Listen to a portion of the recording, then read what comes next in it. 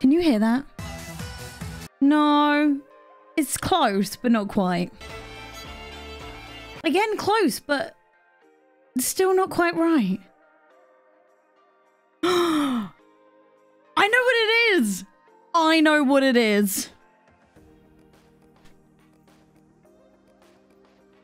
We are 1 month away from Pride Month, so what better time to cover the best LGBTQIA+ games on the Nintendo Switch? All these games are games you can play on the Nintendo Switch, but as long as they're not first-party Nintendo games, most of these games can also be purchased on PC and other consoles, so you're not just locked for the Switch for this list. These games not only include games that have queer characters, but also games that are made by queer developers or development teams. And when I was making this video, I realized there's something I've personally not really talked about on this channel, and that's me. For those of you who only watch me on YouTube, you might not know that on my Twitch channel, I am incredibly open about myself and my life. And I am openly, as I like to call it, a raging bisexual. And I thought, as I love Nintendo and I am bisexual, why not talk about the best LGBTQIA+ games on the Switch? Okay, first I wanted to start with a few honorable mentions. These games don't explicitly include LGBTQIA+ elements, however, have strong headcanons.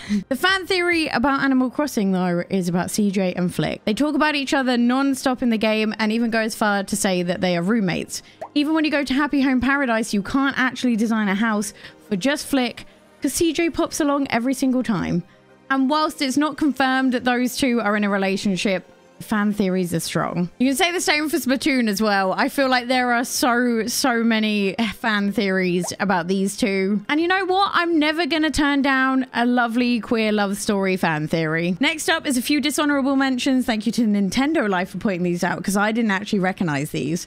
And this is to the likes of Miitopia and Harvest Moon. Although both of these games allow gay marriages, they call them being best friends. You can't half-ass inclusion. All right, let's get on to the list. First up, we have Fire Emblem Three Houses, which if you've seen one of my videos before, you'll know is one of my favorite games. If you don't know Fire Emblem Three Houses, it's a game centered around you being a teacher at school with 3 prestigious houses. In combat, your role is to guide the students into battle, hone their skills, and keep them alive. However, when you're not on the battlefield, you get to know the students and the other teachers on a more personal level, which in turn makes battling all the more nerve-wracking. The story and voice acting of this game make it one of the best games the Nintendo Switch currently offers. And what makes this game even better is the number of same-gender romance options available. Although I will say there are noticeably more gay relationship options when you play as the female protagonist instead of the male. The only thing that's really disappointing about this game is no matter whether you do a same-sex relationship or gay relationship, the wedding sucks. The post-game after the wedding is equally as bad. Other than that, I love this game to pieces. I love the fact that it's something they incorporated and put such time and effort into each and every one of the characters' storylines.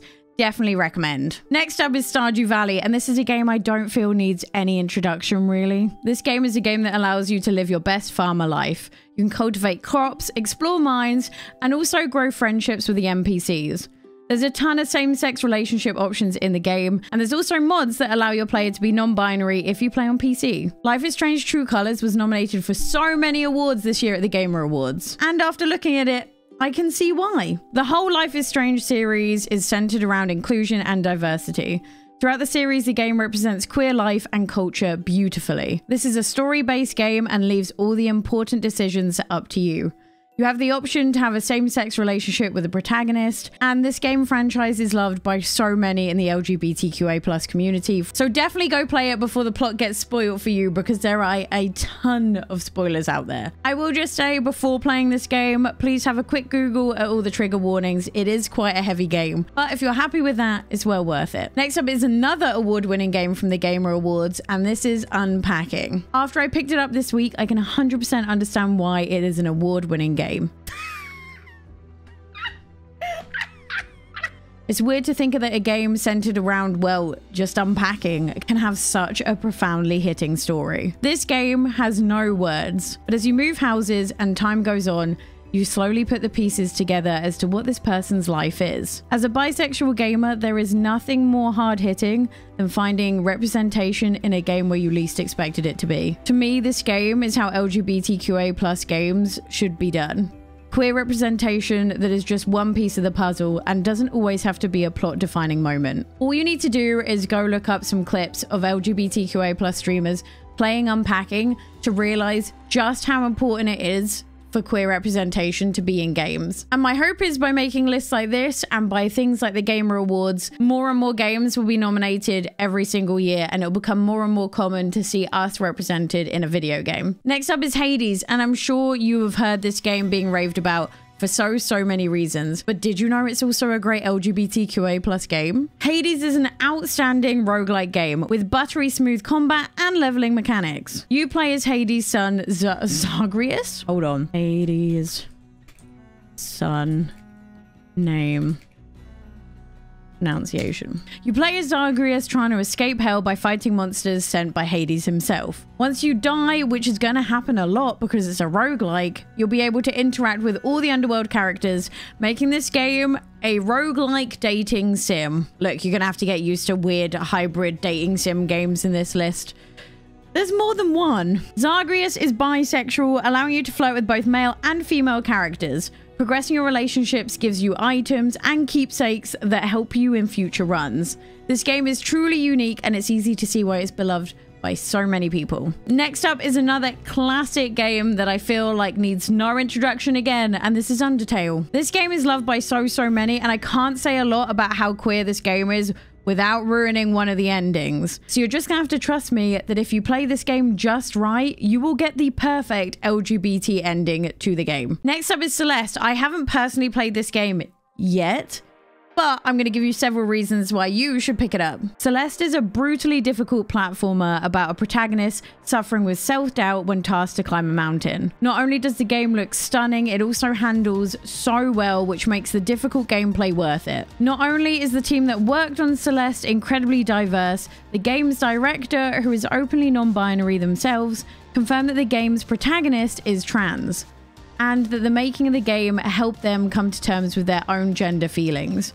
And I honestly think this game exudes all of that perfectly. Next up is another nominee at this year's Gamer Awards, Boyfriend Dungeon.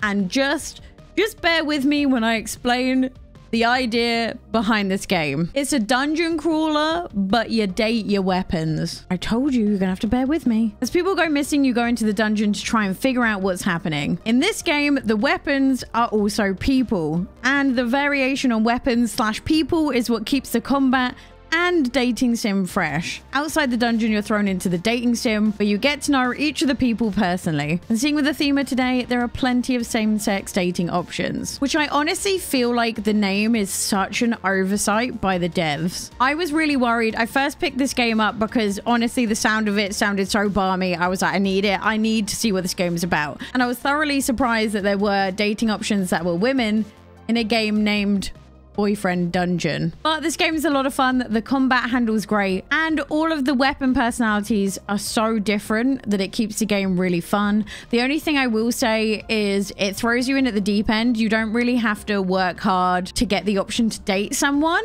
I would have liked it if you could have spent a bit more time getting to know them and becoming friendly before they start like making moves on you, if that makes sense. Our final game of today is Night in the Woods. And do I really need to say more than the catchphrase of the game is be gay, do crimes? I feel like I've already sold it. This game is a side-scroll adventure with a captivating animation style and great dialogue with an amazing sense of humor. You follow the character May, who moves back home after dropping out of college.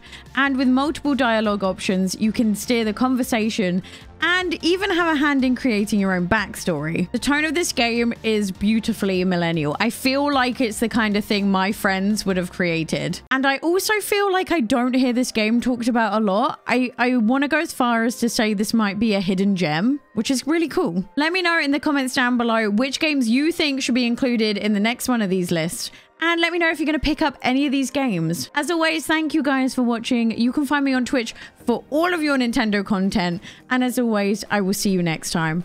Bye.